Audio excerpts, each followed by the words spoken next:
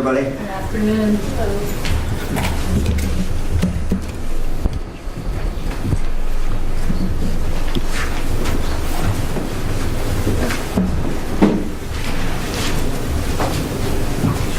Get everybody in. You guys can get along the side there.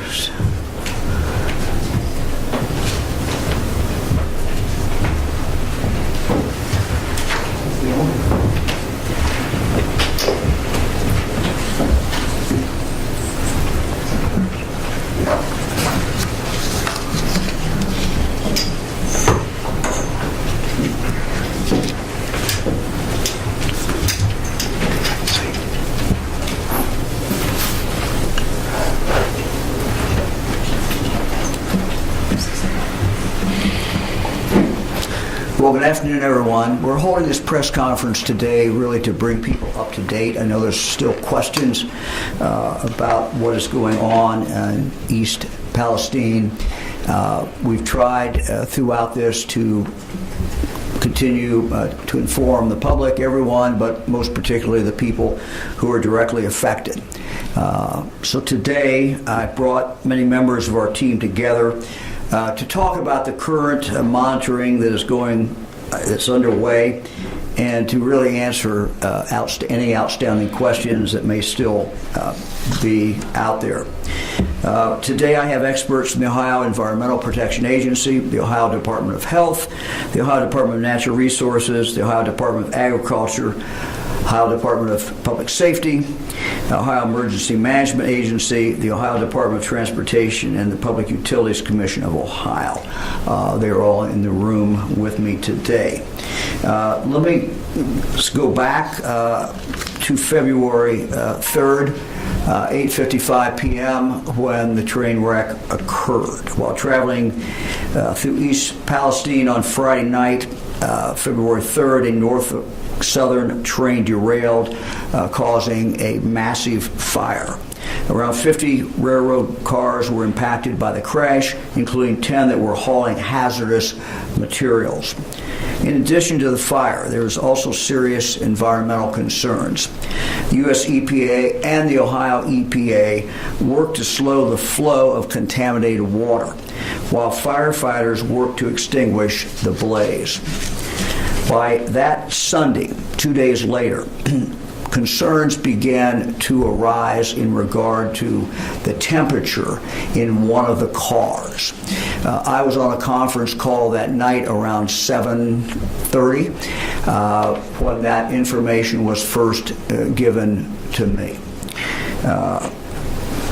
Based on the conversations that I was hearing and information, it was clear that more assistance was needed in East Palestine, and so I activated the Ohio National Guard to go there, which they did very, very quickly.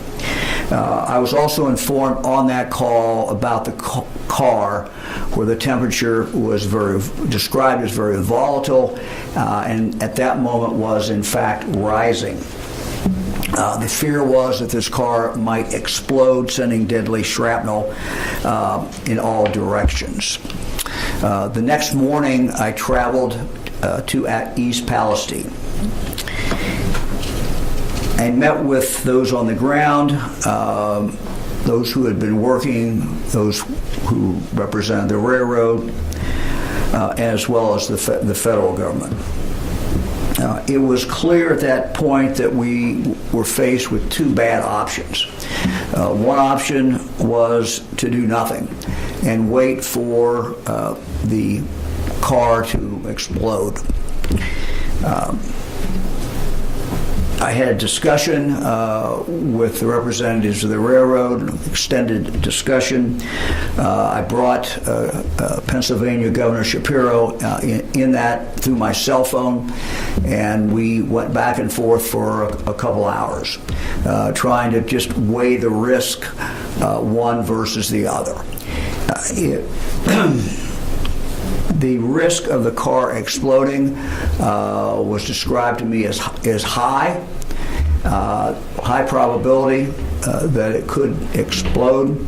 And when I pressed everyone to give me the information about, and also give Governor Shapiro the information, because he was on the cell phone listening and asking questions, it came back that the concern was that this would be a catastrophic, what was described as a catastrophic explosion of the car, which would result in shrapnel going out up to close to a mile.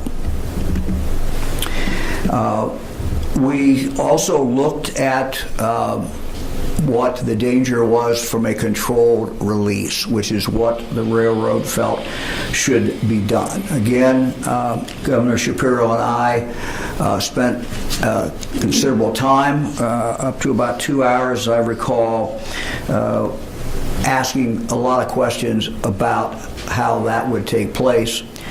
We had the benefit of the Ohio National Guard that had done a modeling exercise. They did that in conjunction with the U.S. Defense Department, who gave them some additional information and help in regard to the modeling.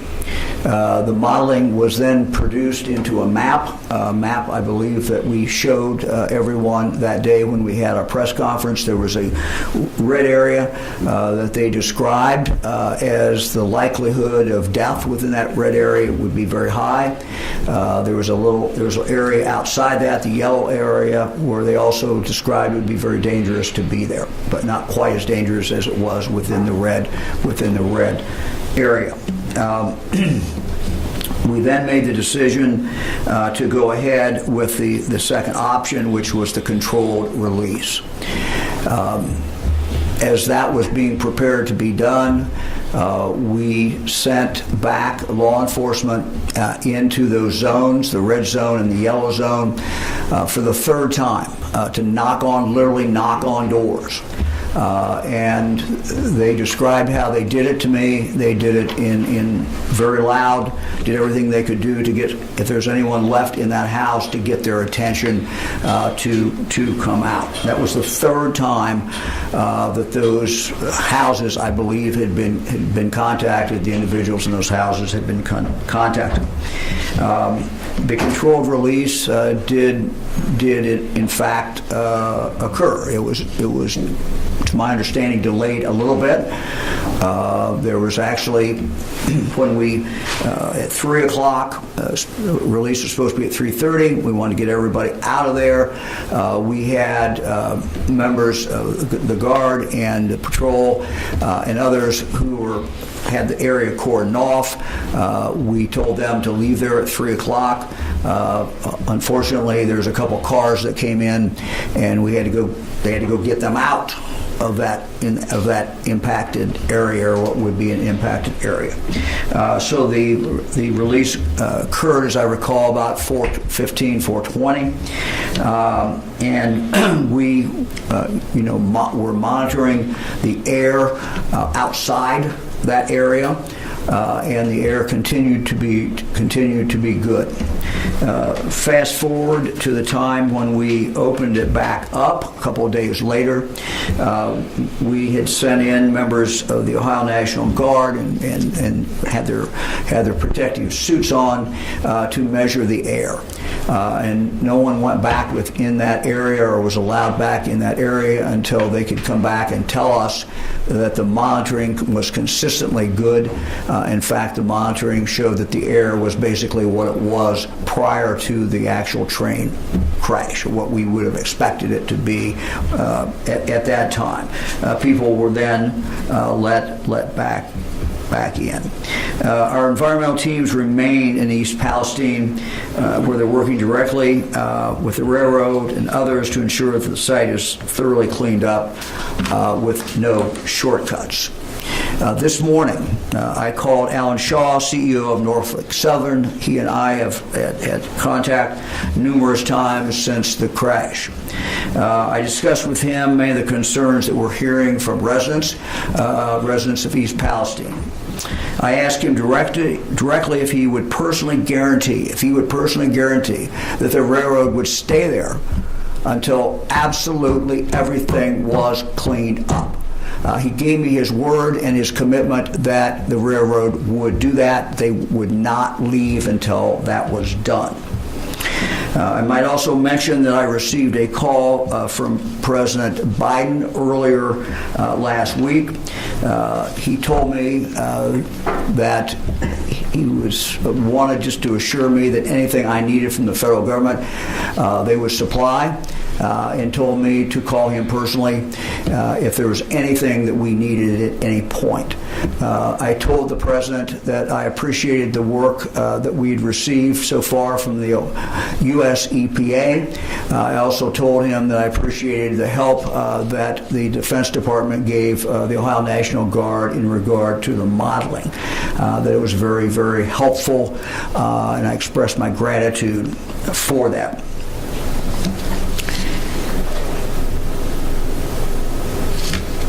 Let me also say that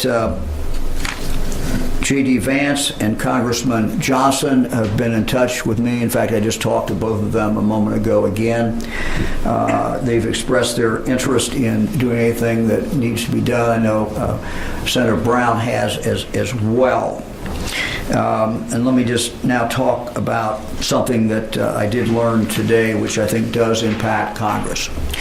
I learned today from the PUCO, Ohio's PUCO, that this train was not considered high hazardous material train.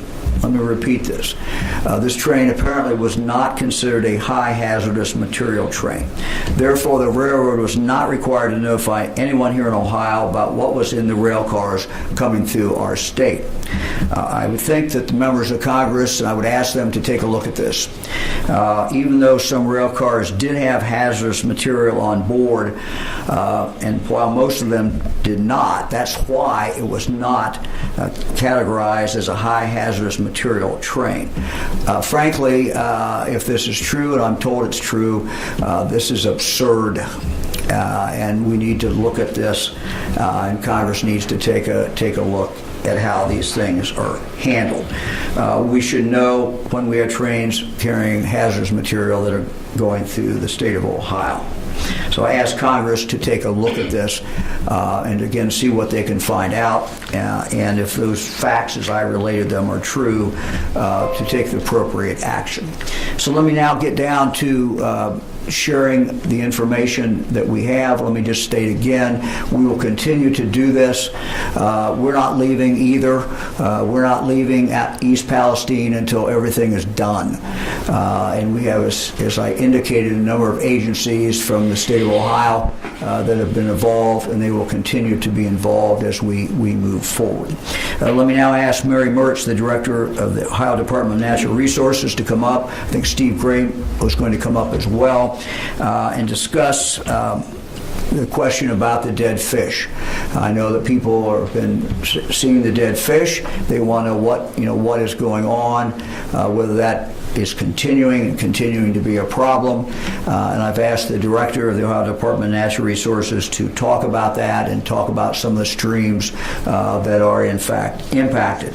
From there we will go, and I will introduce her in a moment, but a representative from the Ohio Environmental Protection Agency who will also talk about the water quality, and we'll move from there to the water and to the air. Director Mertz. So I wanted to start off to give you just a little bit of context about the waterways we're talking about, where they are, and how the water flowed. So I think Steve's going to help me out here. So the initial water impact was at Sulphur Run. Are we able to? Can you find that on there, or do we need to use the map in your hand? So it'll be up here. So above this map, we have a smaller map here. The initial impact was at Sulphur Run, leading down into Leslie Run, to Bull Creek, and then a portion of the North Fork of Beaver Creek. Right. So we essentially, so for our purposes, we looked at 4 different waterways over a space of about 7.5 miles and what the environmental impacts were on those streams and tributaries. I mentioned, Director, what's beyond that as we move towards the Ohio River? So the North Fork of Beaver Creek leads into Beaver Creek, which I'm lost. I mean, we eventually get down there. To the Ohio River. So, Yeah, Step Beaver Creek up does your go speed. directly into the Stay Ohio River. very- Yeah, go for it. so the North Fork of Beaver Creek goes into the main stem of Little Beaver Creek, which is a state scenic river, and then that flows into the Ohio River. So that's the essential geography we were looking at for this. And, the Department of Natural Resources, part of our mission is to preserve and improve Ohio's biodiversity. So our concern in this case was what was happening with the aquatic wildlife. And what we have discovered through the testing and sampling that's been done is that very early on, we have estimated based on our sampling and modeling about 3,500 dead fish across that space, across those streams, tributaries, waterways, 12 different species. The good news is that none of those species are threatened or endangered, but that is still a loss of wildlife, so of concern, especially when we reach the Beaver Creek, this state wild and scenic river, where we are especially protective of what we have there. So some of the species, creek chub, mottled sculpin, stone roller, I think we have some pictures somewhere of what those are, but 12 different species, none threatened or endangered, but still a loss of life all the same. The one species we will be looking for, we have no evidence yet that any have died, but this is really an area of focus for hellbenders, which are federal and state endangered. And so we will be doing some monitoring in the months to come to see if any of them did die in the initial release into the waterways. So good news, there doesn't appear to be any increase in the fish or aquatic creatures killed since the first couple days of the derailment.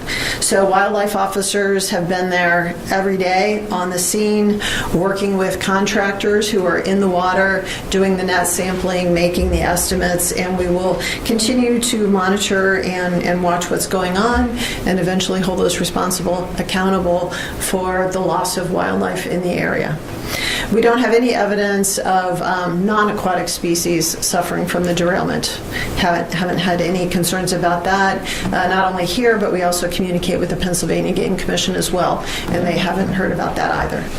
So that is essentially where we are with the Department of Natural Resources, and I think, Thank you. Governor. Director, thank you. Thank you very much. She'll be available for questions. Let me invite now Tiffany Kavalak from the Ohio Environmental Protection Agency to come to the microphone. We have on the screen from East Palestine, Kurt Kohler. Kurt, you may remember at our previous 2 press conferences, was available and discussed what the situation was. We're asking them to tell us the very latest measurements coming from the site. Thank you, Governor. Hello, I'm Tiffany Kavalak. I'm the Chief of the Division of Surface Water at Ohio EPA. And speaking of the derailment on February 3rd, we speak that it occurred at the location of Sulphur Run. And Norfolk and Southern are actively aerating Sulphur Run and have containment within the 1.3 miles that Sulphur Run leads into Leslie Run. Sulphur Run remains contaminated, but we're confident that it is contained. Data from February 4th, the day after the train derailment, down gradient on Leslie Run and Norfolk Little Beaver Creek showed very low detection levels of contaminants and mostly from fire residual chemicals. Data from February 10th, more recently, showed low levels of only 2 contaminants, butyl acrylate and ethyl hexyl acrylate. Both are volatile organic chemicals in Leslie Run, the one that's directly below Sulphur Run. The butyl acrylate dissipates to non-detectable levels once it gets to the North Fork of the Little Beaver Creek, and the other one, ethyl hexyl acrylate, dissipates to non-detectable levels once we get to Little Beaver Creek. We have not detected any vinyl chloride in any of the down gradient waterways. Both the February 4th and the February 10th data are available now on Ohio EPA's website that's titled East Palestine's Train Derailment. The spill did flow to the Ohio River during that initial slug, but the Ohio River is very large, and it's a water body that's able to dilute the pollutants pretty quickly. Ohio EPA and other state agencies have been working with the Ohio River Valley Water Sanitation Commission, some may know as ORSANCO, to track the contaminant plume in real time. It's moving at about a mile an hour. ORSANCO's tracking allows for potential closing of drinking water intakes to allow the majority of the chemicals to pass. This strategy, along with drinking water treatment like oxidation and advanced treatment like activated carbon, are both effective at addressing these contaminants and helps ensure the safety of the drinking water supplies. So we're pretty confident that these low levels are not getting passed on to the customers. Would you like me to pass it to Kurt? Let me ask you one question. Yes. You might explain. You talked about the containment. What steps were taken to contain it in that initial spill? Yes, and I think that's why we have. I think Kurt Okay, can. Kurt, do that. Yes. Okay, good. Kurt. Do you want me to answer that, Kurt? Yeah, Kurt, yeah. You want to answer that, Kurt, and then you can kind of give us a report from East Palestine. Okay, I'll be glad to. Thank you, sir. Again, you're hearing the results. You heard us speak about it before. At the beginning of the spill, we were on a defensive posture, as the governor kind of talked about. It was safety first. You had to attack from the outside in. Since the conditions have changed and removal of the threats from the rail cars, the cleanup in the emergency phase has been on the offensive. Not only with multiple containment points and in-situ treatment in Sulphur Run, working with Norfolk Southern and our other partners, kind of as a management plan for this cleanup, and then again, the emergency phase, where we targeted 3 sites, or we used 3 different names for it. We have the wreckage area, where the cars are still being staged. We have Pleasant Road, where we do know we have gross contamination present on the ground and still in the 2 ditches. And we have the waterways. The waterways have been our targeted and our concern from the onset of this. We did get initial camps, dirt dumped into the creek to stop the flow, or the booms, the oil containment booms, to stop the floating product. From that point in time, we did use very tried and true methods, but we've been able to build those up. Aeration and sparging units that increase the efficiency of the breaking down of the dissolved phase of the contaminants present. We do. Again, Sulphur Run, we have a containment. It is our control area. We're confident that the materials getting out of there and extending down in the Leslie Run are good. There is residual material in Leslie Run. That's some of the explanation why there is still some of the detections. We do have aeration in Leslie Run. Back into the site, like at Pleasant Road, where the butyl car did release material along with the vinyl chloride burn areas, there has been active excavation of those grossly contaminated soils. 2 ditches that run parallel to the tracks, North Ditch and South Ditch, which both drain into Sulphur Run, have been blocked off. The water that naturally flows in there from the wetland is being pumped around so we don't augment any contamination and continue to push high levels of contaminants downstream. And then excavation of that material has already begun. The center line of the track where butyl acrylate was puddled along with vinyl chloride residues is actively being excavated. It is a constant source reduction, again, with the target of moving over into the remediation phase. We're trying to get rid of, again, the high-level gross contamination. Ohio EPA's emergency response, along with other support from our multiple divisions, have boots on the ground all day, every day since the onset of this incident.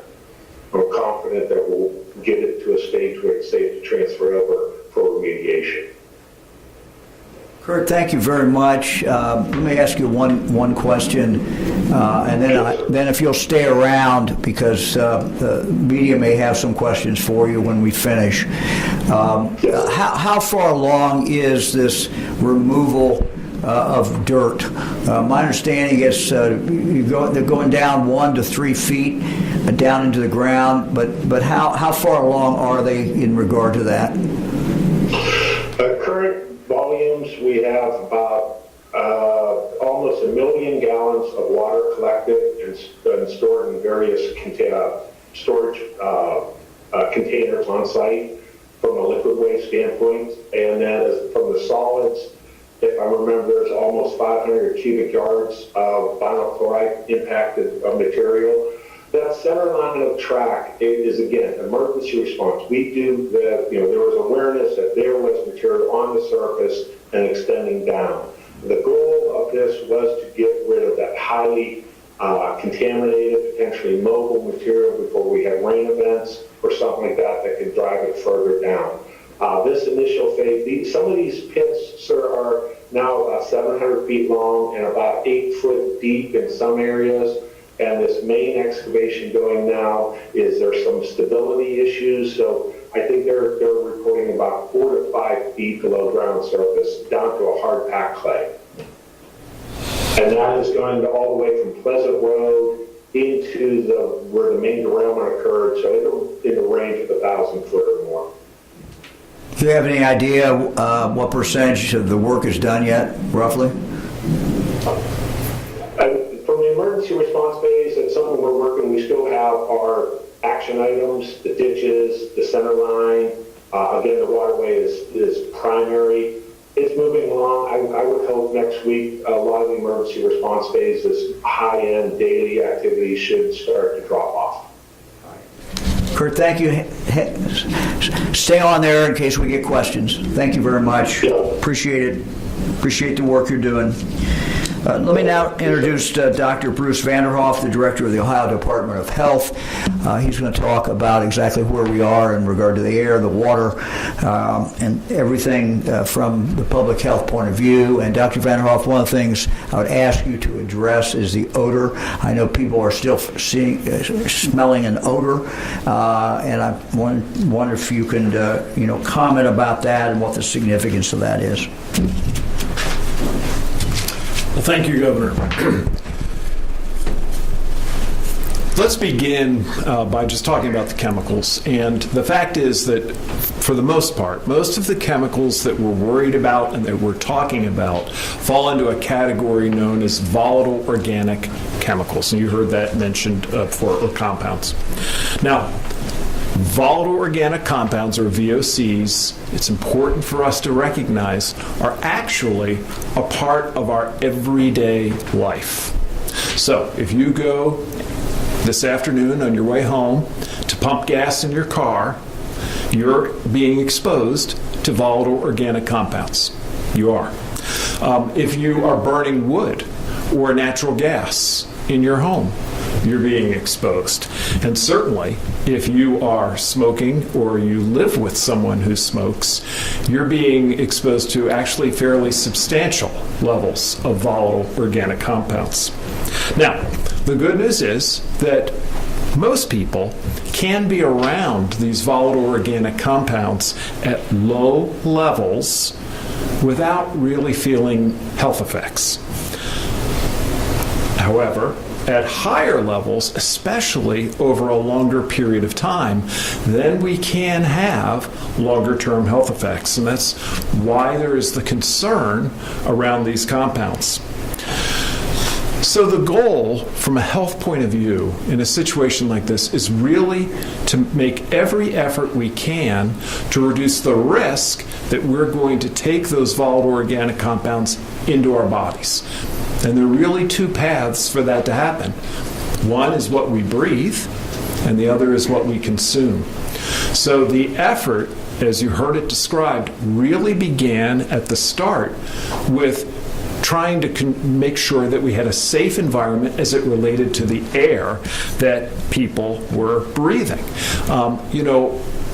For us, as human beings, we've got to breathe. We can't avoid the air.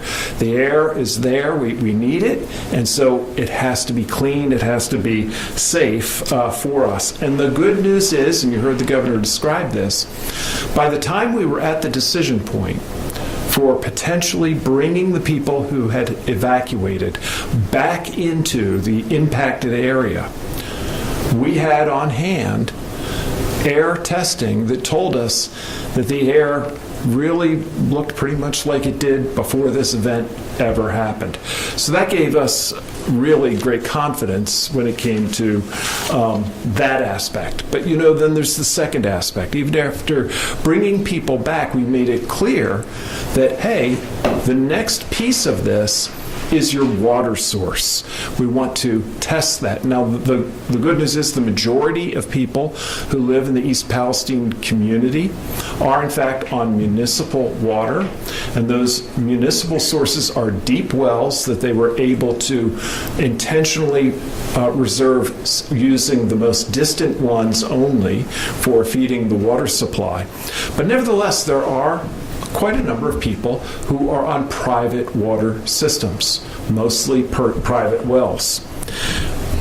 We have strongly encouraged all of those people on private wells to get their wells tested, and that will be done at no cost to them. This is something that is part of the remediation, and it's very important for the reasons I just described. Now, if you are one of the people who live in the impacted area and have a private water source, you're not on municipal water, I'd encourage you to call a number. I'll read the number out. You've heard it before.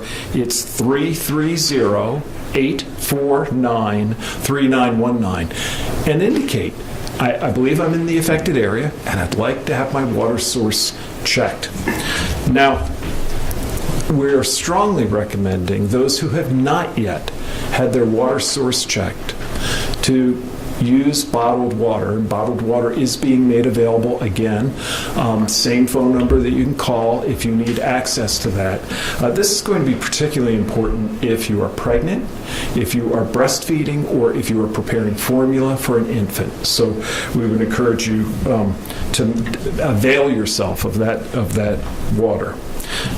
The bottom line is that from the very start of this, we have taken every step possible to assure that people's safety was first and foremost.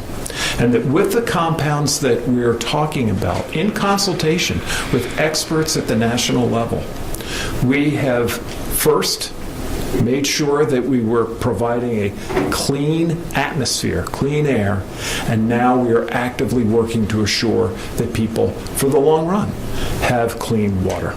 Thank you, Governor. Thank you very much. We're happy to take any questions for anyone who's... Please use the microphone if you have a question. Hi, Joe Ingalls with Ohio Public Radio and Television. My question is, you said that the water is safe, at least the community water that's been tested, but should people maybe think of using water filters, like Brita filters, that kind of thing? Is that a good thing to do right now while things are unknown? And should people just go ahead and do bottled water in the meantime? Yeah, at this stage in the game, we are recommending that people in the community consider using bottled water. We are awaiting results of testing of the municipal water sources that are going to be fairly detailed and will allow us to have a very complete look at the potential compounds that could be involved, and we expect that very soon. From my point of view, using bottled water for a short period of time is pretty easy to do, and once we have data and information, especially if you have a private water source, look, there are things that we will be able to do. It may be drilling a new well, a deep well instead of a shallow well. It may be using some of the remediation tools that were described for municipal sources that include forms of aeration and charcoal filtering, et cetera. So for right now, I think bottled water is the right answer. Hi, this is Ashley Bornanson with WBNS. I also have a question for you, Doctor. In terms of that radius of those who should be drinking bottled water, how far does that radius go? Could this impact Central Ohioans? And what could that impact be on the current health of those who might have been intaking this water? Thank you. So we're very confident about, and there are maps that are available in the community of what we believe to be the impacted zone for these wells. And if people call that hotline, they'll be able to access that. For people more distant, I'm going to turn to some of my colleagues from the Ohio EPA to describe again that process of testing. If you're in Central Ohio, this is really not relevant to your water source.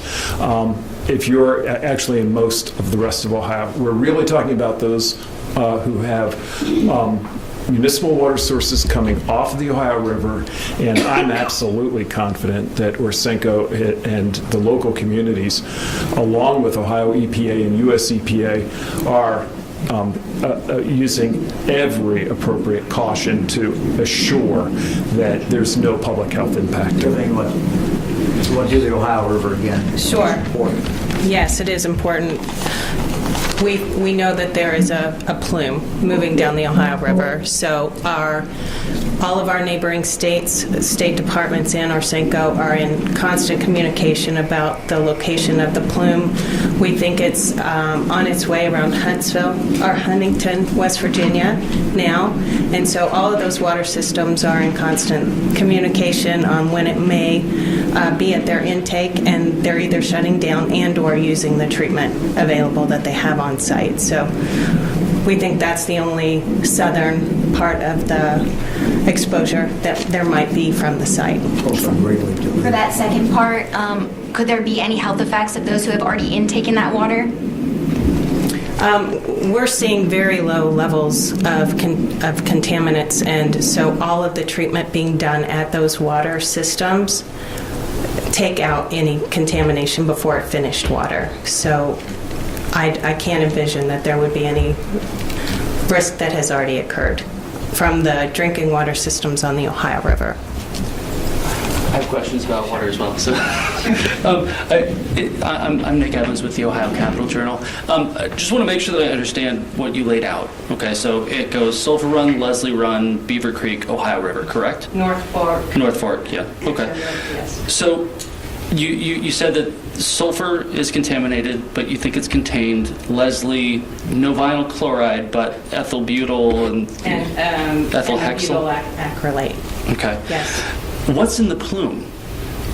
That was the initial slug that we talked about. That were the fire combustion chemicals that we detected that are showing up.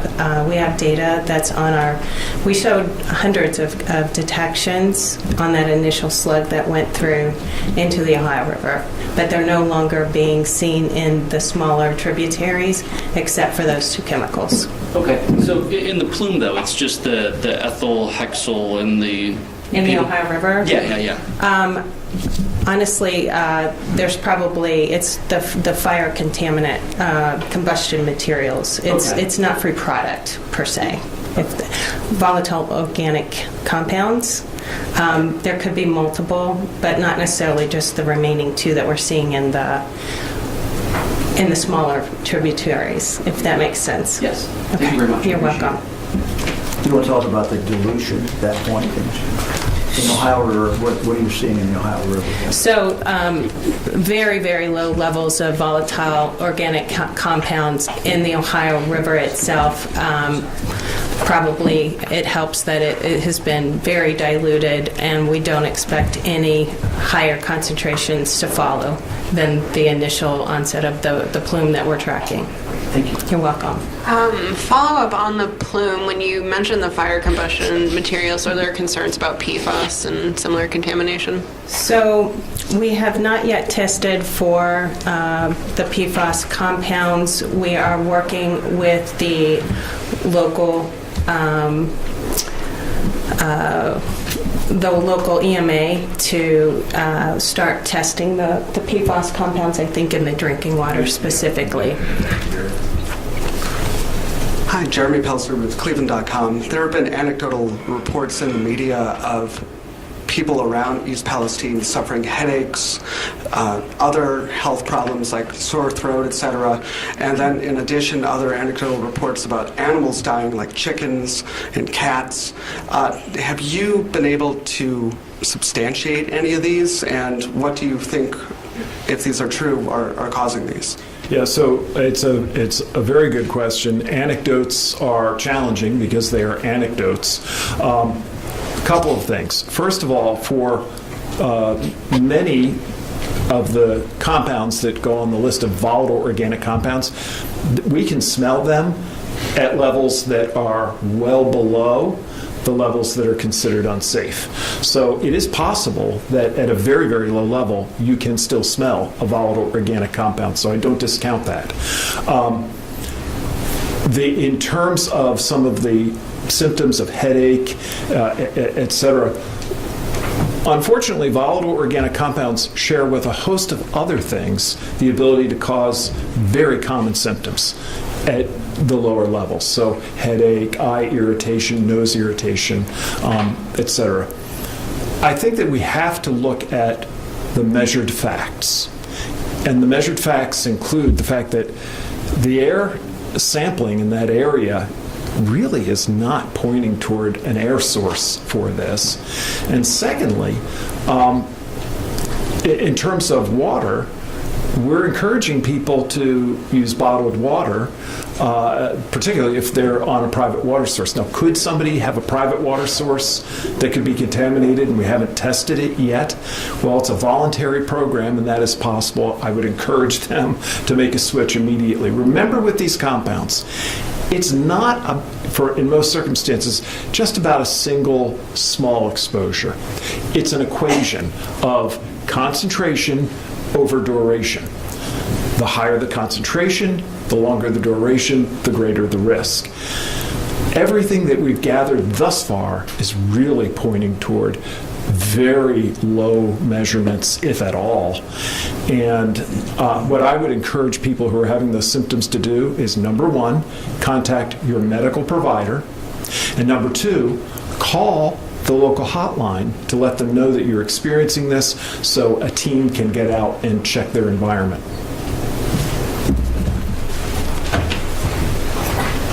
Governor, I don't want to all over my fellow members of the media here to get over there. Senator Vance was on Fox News critical of the Biden administration, and even some Democrats have been critical of the Biden administration response. Are you satisfied with the Biden administration response, and is there anything you'd like to see more out of the administration as far as help with this? Look, our Ohio EPA works with the U.S. EPA. These are the principal people involved. The federal government is conducting an investigation to determine why this wreck occurred, this crash occurred. We await that, and certainly we'll be interested in seeing what is going on. Look, the president called me and said, anything you need. I have not called him back after that conversation. I will not hesitate to do that if we're seeing a problem or anything, but I'm not seeing it. Patrick Sagas with the AP. It's probably a question for ODNR. I know you had mentioned that there weren't any maybe like reports of animals dying because of the controlled release. But again, we have been hearing anecdotes from people in the area about pets or other agricultural animals. What can they do if they believe that their animal died because of this, and like what is ODNR doing to measure that? Yeah, I think that's probably. Director of Agriculture, Brian Baldridge. Thank you, Governor DeWine. Thank you for that question as far as the livestock community. From the agricultural, from Department of Ag standpoint, we've been in contact with folks in the community as far as the veterinarians. Our state vet, Dr. Summers, has been in contact with folks in that community. And that's what we're telling folks. If you see symptoms of your livestock, reach out to your local vet. But we are in constant contact with them and also our stakeholders, Farm Bureau, OSU Extension, all the folks in that community. And to this date, there's nothing that we've seen in the livestock community that causes any concerns to this date. Thank you. Karen Kassler, State House News Bureau, Ohio Public Radio and Television. Governor, this is for you. You've said that you fully expect Norfolk Southern to pay all the costs. You said you've gotten a commitment from them that they are going to stay on site till everything's cleaned up. Are you confident that they are going to pay all those costs? And there are reports of people having trouble even cashing these inconvenience checks. What do you tell those folks? Well, look, Norfolk Southern is responsible for this problem. We fully expect them to live up to what the CEO committed to me, and that is that they will pay for everything. If they don't, we've got an attorney general here that will file a lawsuit. So, look, they're responsible for this. They did it. This is the impact on this community is huge. Not just the physical problem that might be caused, but the inconvenience, the terror, many things. So yes, we've already seen lawsuits filed. I'm sure there'll be more lawsuits filed. But my objective is to do everything we can to get this cleaned up as quickly as we can. And I think by continuing to talk and reveal what we're doing, what the testing is showing, I hope that people will continue to have confidence in what's going on. But I understand people's skepticism, and I understand their anger. And if I lived in the community, I would be angry too. The railroad caused this problem. They're going to be held accountable. Hi, Anna Hoffman, WCMH-TV. I know there's going to be a full investigation into how or why this happened, but are there any early indications pointing to deliberate actions to make this train derailment? I have no indication of that. Sir, about these $1,000 convenience checks, as far as you know, does receiving one of those checks absolve the railroad responsibility? What strings are attached to these checks when people receive those? Do you know anything about that? Well, I don't want to play lawyer here, but I don't think that resolves them of any, or absolves them, of any responsibility. They're still responsible for any damage that they've caused. Thank you. Governor, we're ready for online questions. All right, we'll go to the online questions. Hi, this is Matthew Cunningham-Cook with The Lever. Just wondering, who besides Norfolk Southern was consulted on in this decision to do controlled release? Was there independent information collected by either the state of Ohio or the Commonwealth of Pennsylvania that allowed you to make a decision about the controlled release independent of what was being provided to you by Norfolk Southern? Yeah, we consulted, as I indicated, the Ohio National Guard was consulting directly with the Defense Department. The modeling was very important. We wanted to know exactly what the ramifications of the modeling would be, or of the explosion would be. So yes, we reached out to every expert that we could find. Next question comes from Craig Cheatham, WCPO. Good afternoon. I just want to mostly make sure that I'm understanding what several of the speakers have said. One mentioned that the contamination, the so-called plume, is moving at about a mile an hour. I want to make sure that that is correct, and that right now it's believed to be in Huntington. And so what I'm asking is, how big of a threat is that plume perceived to be for the communities that are downstream, and how long do you believe it will be until that plume and what's in it reaches Cincinnati, which is the largest city downstream for quite some time? Thank you. Hi, thank you for your question. It is on its way to Huntington. I don't have the exact mile markers of where it is right now. Orsenko would be able to tell you exactly where that location is at this time. The farther it travels down the Ohio River, the more it is dissipating, the less concentrated the contaminant plume is. So the farther it heads down the Ohio, the much less risk that it is, and we haven't seen a risk even at the most closest points to East Palestine. So we would not envision anything from this point forward impacting any of the further drinking water supplies. And I will say that the Cincinnati water plant themselves have been extraordinarily helpful in tracking the butyl acrylate chemical itself. It was a brand new chemical that we did not have a methodology for, and Cincinnati is performing that analysis for all of the drinking water systems north of the Ohio River. Next question comes from Megan Lowe with Verify. Hi, I also have a question for you, Tiffany. One of our readers asked if the EPA is testing any soil samples following the derailment. Can you speak to that and what the EPA has found so far, if so? I would like to turn that question over to Kurt Kohler, who's on site. Yes, that is ongoing.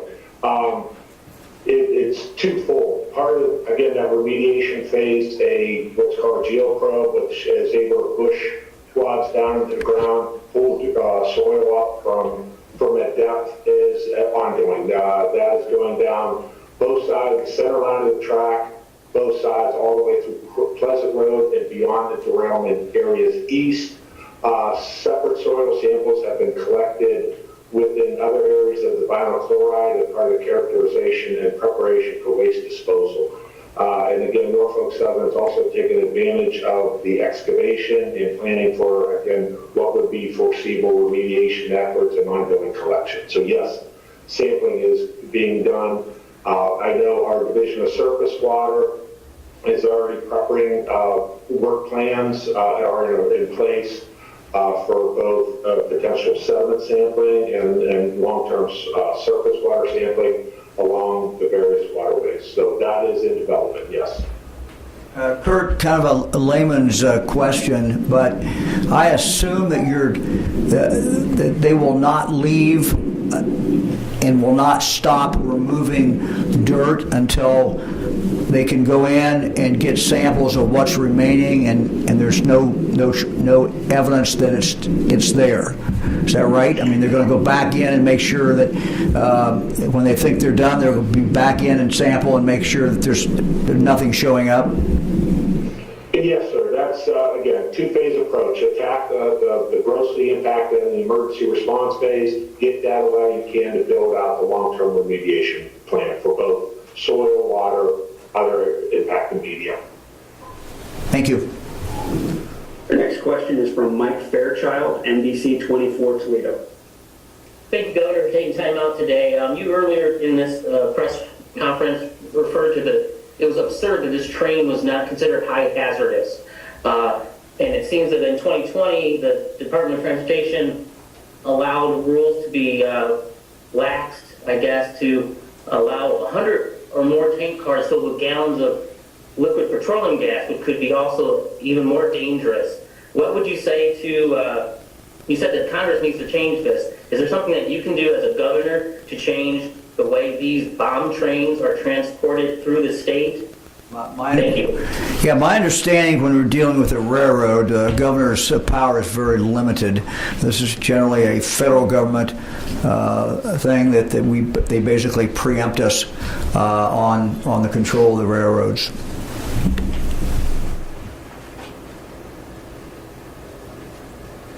Our next question is from Emma Henderson, WKYC in Cleveland.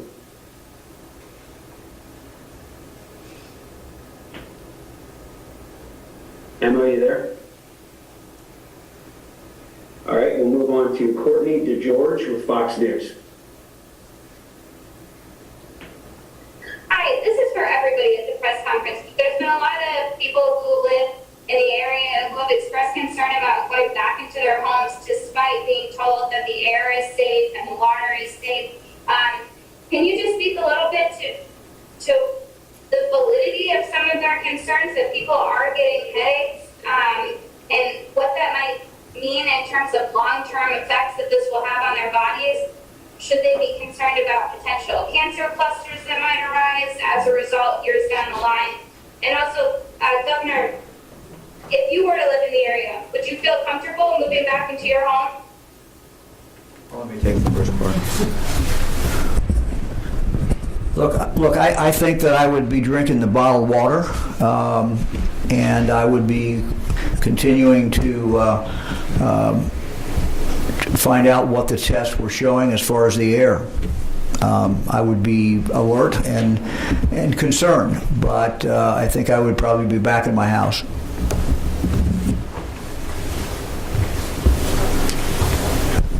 I think that was a very good answer. Truly, I think the governor really summarized the important points. Look, we've got very good data as it relates to the air quality. And I think people can feel very confident in that fact, coupled with the fact that there continues to be air monitoring. So that's very good. We have no indication that the municipal water supply is not safe.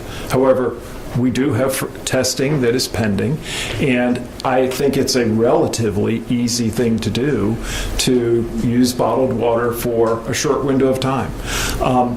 I think people should be confident that multiple agencies, both at the state and the national level, are very serious about this, are watching very closely, and are not allowing any wiggle room when it comes to safety. What is that expected rate? Our next question comes from Jordan Miller, WHBC Radio.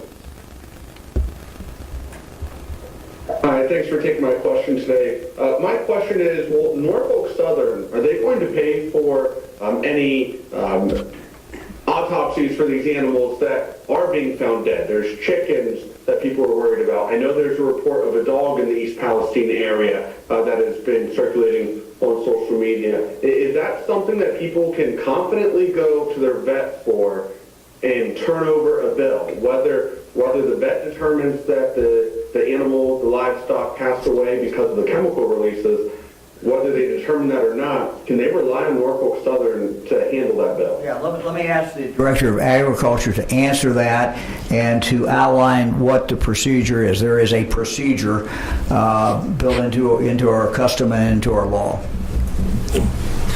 Thank you, Governor. As far as the question, as far as the Ohio Department of Agriculture, we have a diagnostic lab, and it is run by our state vet, Dr. Summers. And as far as the policy and what we're telling the folks as far as the vets in the communities, I'm going to turn it over to Dr. Summers, who's a specialist in that area. Welcome. Thank you. Dr. Dennis Summers, State Veterinarian for Ohio. Yes, just in short to answer your question, animals that die for any reason, livestock, pets, first call should be to your private veterinarian to seek guidance and consultation for that. Our Animal Disease Diagnostic Lab is here to serve the livestock industries and companion owners to do necropsies and diagnostic testing for any cause of death. So we need to make sure that we're following the appropriate routing, that those samples that are being submitted or those animals that may be found dead for any reason do come in through a veterinarian to our Animal Disease Diagnostic Lab, and we would run them like we would any other normal sample. Thank you. Thank you. Doctor, thank you very much. Thank you. Our next question is from Dan DeRoos, WOIO in Cleveland. Good afternoon, Governor. Thanks for taking the time for an update. The one thing that hasn't been discussed today is the giant column of doomsday-looking smoke that went up after the quote-unquote controlled release and burn. Are we just supposed to believe that that just disappeared, that went up into the atmosphere and just went away? That had to have come down somewhere. There has to be a blanket of whether it's soot or chemical, whether it was the wind sort of shifted that evening, so it kind of went, instead of just to the south, east, it kind of started to go straight east and then a little to the north. I mean, this has got to be on the ground somewhere. And if we're talking livestock, if we're talking pets, if we're talking kids out playing, there's no concern more than a mile out, 10 miles out, 20 miles out, 30 miles out. What happened to that smoke, and who can give those answers? Let me see who can, if we've got someone who can answer that. I don't think there's anyone here who's volunteering. So, and look, what we're trying to do is be very, very careful, follow what the science is. I don't know what the science is in regard to that, but we'll try to get you an answer. If we can't get it today, we'll try to get you an answer later. No. I will say the only thing I can say for sure is that we were monitoring the air. And this was a relatively small area that we had cordoned off and told people that they need to leave. We were monitoring the air in real time when that went up in the area right outside there. And that quality of air remained good the entire time. We later, the next day, went in, of course, within that area, the red area and the yellow area, and started measuring it, and it was good. But at the moment when it went up, we were still getting readings. My understanding is they're still getting readings right outside that area that indicated that it was good. But I cannot answer your question. What happens when that goes up? So we'll see if we can get you an answer. Governor, this is Kurt. I could add to that. Following the fire and the predicted plume, various communities did report odors or haze, and teams from both US EPA and all did respond to those areas throughout the night to verify them. And again, no elevated readings did occur for those constituents. So that did go on throughout any of the areas where citizens were reporting problems outside of East Palestine. Our next question is from Deanne Johnson, Youngstown Business Journal. Yes, Governor. Real quick, the soil that is along the tracks, I'm hearing that they're talking about they're excavating it and pulling it out of there. Twofold question, the trains continue to go through. Is that safe to have those trains still going through there if things are a little unstable? And secondly, where is all this soil going? There's talk of things that are sitting in East Palestine Park in large containers. Is that where the soil is being transported? Let me ask Kurt if he knows. Yes, the soil that is being excavated out there's three staging pads on site within the footprint of the spill zone. Underneath those are heavy plastic sealed liners with berms. Any water from either leaching out of soil or anticipated rain would be collected on a continuous basis. So that soil is being managed. It will be properly analyzed and shipped off for disposal. So that's what's going on in that. As far as train safety, Norfolk Southern has made us aware we have to do all their safety briefings when working in those areas. They have complete control over the tracks. So anytime a train is coming through, it comes through at a reduced speed, and the work has to stop while the train passes. So they have complete control over that. The wastewater storage, those big blue mobile storage tanks, they do hold 21,000 gallons capacity. We have them at various staging areas, depending on the work locations, like the one you referenced in the park. is in the event we would have to pump material from the creek into those. Again, they are safe, they're sealed off, you don't have any direct access to the material inside, and they also inside secondary containment so in case something would happen to those containers. So that's how waste is being managed on site, and we work with Norfolk Southern daily on that to monitor. When we have people from our hazardous waste unit group working with them directly, again, boots on the ground every day. Our final question today is from Dylan Carr, the Ashland Source. Hi, thanks for taking my question here. We have readers in Ashland, Richland, and Knox counties. They've expressed concern in air and water quality in the aftermath of this. How concerned, if at all, should these people be? And if they should be concerned, even just a little bit, what steps should they take in terms of obtaining testing kits or anything like that? We'll start with the surface water. As you saw from the maps that we showed, the surface water is heading southeast to the Ohio River. So the locations that you mentioned should not receive any contaminated surface water in their area. But I'll let Dr. Vanderhoff talk about the air. Yeah, I think that they can feel very confident. Again, we have to think about the dilutional effects that happen as well as the predominant winds. I would not consider those communities to be at high risk. And again, we've been very careful about the water. We will learn more as we are doing the surrounding private water well testing. But again, their underground water sources are not in the zone that we would expect to be affected. Doctor, we've had a request for you to repeat the number if someone wants testing. Yeah, sure, I do have that. And I put my notes away, so let me grab it here. It is 330. Let's see here.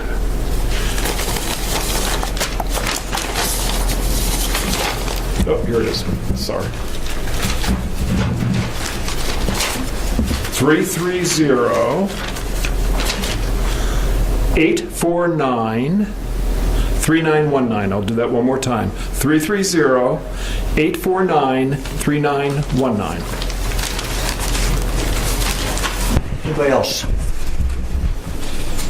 If you find positive tests in private wells, will that be made public? Yes. Yes. I assume so. Yeah. Anybody else? How long are we estimating people will have to drink that bottled water? That's true. So a part of the challenge is people signing up. This is a voluntary activity. So if you've got a private water system and have not called the number to get on the list to get tested, please do. The turnaround time does not appear to be long, but it is a matter of days. So we'd like people to sign up for that testing in that area as soon as possible. This is related, but unrelated, I guess. There were reports that you were not necessarily looking at any sort of action regarding the Adjutant General and the reporter who was arrested. Is there going to be anything after this? Well, as you know, this matter is turned over by the local county prosecutor to the Attorney General. I have the same opinion I had the first day, and that is that I would hope that charges would be dropped. I think that would be the best thing. Whatever happened after the general walked away, the reality is that the reporter should not have been stopped, period. So it shouldn't even started that way. And I understand, people may have different feelings about what happened afterwards, but the initial stop, the initial confrontation, or the initial contact never should have occurred. So taking that into consideration, it seems to me that everyone would be better off if we just, if the Attorney General could see fit not to proceed with any kind of prosecution. Have you talked to the Adjutant General about the initial confrontation? Yes. Yes. Look, I think the general, regrets that. I explained to him, how press conferences work, and that frankly that sometimes during a live press conference, someone will be reporting directly. Someone could be right now standing back there and reporting if they wanted to. And they have the right to deliver the news however they want to deliver the news. So yes, we've had a conversation, and he regrets the whole situation. So we will continue to keep you apprised. We don't plan, at least, on doing a press conference every day. What we do plan on doing is every day, at least once a day, release the information, any new information that we have. So you can expect that to come from the governor's office. You can expect that to come as a kind of a day's summary of what is going on. That does not mean there won't be other information that's posted in different forms, but coming out of the governor's office, we're going to try to summarize it once a day, get it to you in time so that you can utilize that. So thank you all very much. All right.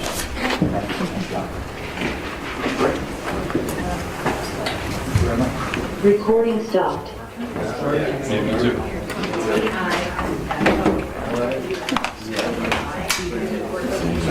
Hey, Governor.